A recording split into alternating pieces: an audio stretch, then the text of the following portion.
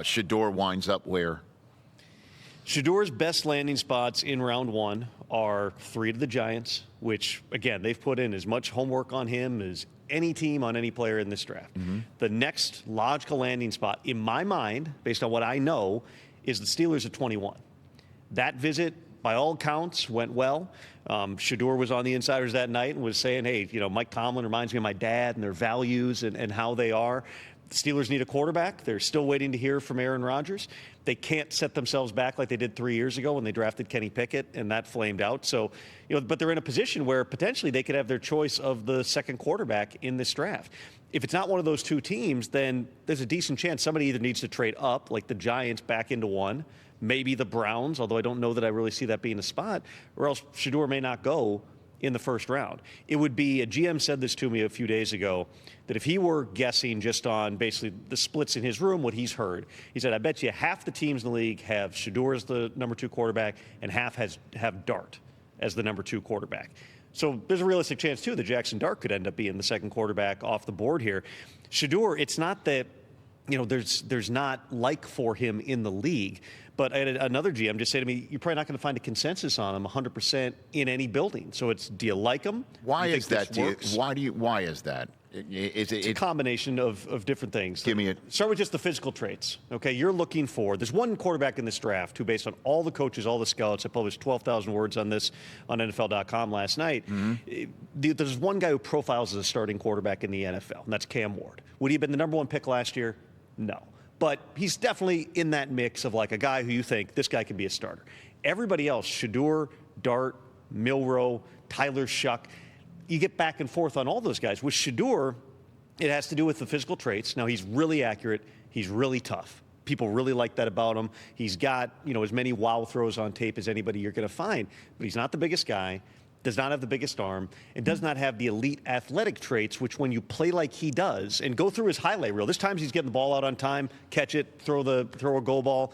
But there's a lot of times where he's creating and he's out of the pocket and there's a little bit of Caleb Williams to it. That doesn't play at the next level unless you're really, really athletic or really have a good arm. And Shedeur has, solid in both categories, but it's not impressive. So it's partly that. And then, frankly, it's the unknown of how is this guy going to function when he's outside of an environment where his dad is the only one who's been his coach? That's not fair. Listen, it's not fair to the extent that he can't help who his dad is.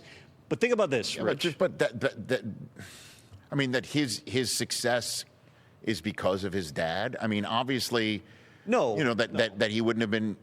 I don't think he would have been Jackson State's quarterback if his dad wasn't there, and it's not because he couldn't make Jackson State. I don't know if that would have been his first choice. I understand that, but that's he's never getting benched by his dad. You mess up in a game, you're not getting pulled. Do you have the same levels of accountability when you go into a new building? And that's some of the stuff the teams wanted to talk through with him in the meeting. And they didn't get answers? His interviews did not go great by and large. Again, sounds like it went fine with the Steelers.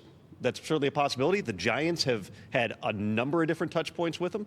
Totally possible they're comfortable with it. Totally possible there's some team we're not even talking about that's comfortable with Shedeur Sanders and maybe not draft him in the top 10, but maybe as we get to round 2, they go, this is tremendous value. The guy was the Big 12 Player of the Year. He was a second-team All-American. He did, they went to a program that was 1-11, and they improved to 4 wins and to 9 wins over those 2 seasons. I mean, there's a lot to be said for that.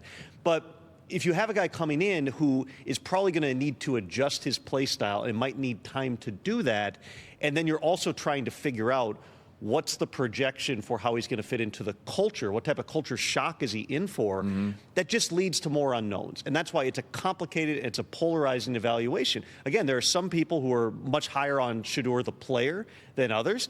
Everybody has the same unknowns, and I made the comparison in the story I wrote to a guy who was drafted here, Brian Brom. You remember back in 2007, there were mock drafts that had him going number 1 overall. He ends up going back to Louisville, decides to play another season there, doesn't play as well, slides all the way to the late second round. Brian Brom had been coached by his dad all the way up through high school. He was coached by his brother at Louisville.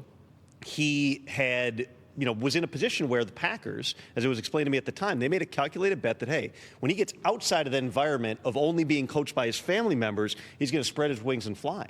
Said the guy crumbled. He was not even the best rookie quarterback in camp. Matt Flynn beat him out for the number 2 job, and Brian Brown was out of the league in 3 years. Again, that's not to say that's what's going to happen to Shedeur, but when you're talking about a completely different culture and accountability structure to what you're going to have in the NFL, those are the things that teams at minimum have to talk through and figure out, okay, can we create the type of environment where this guy's going to have success? Catch the Rich Eisen Show live weekdays from 12 to 3 p.m. Eastern on Roku Sports Channel in the U.S.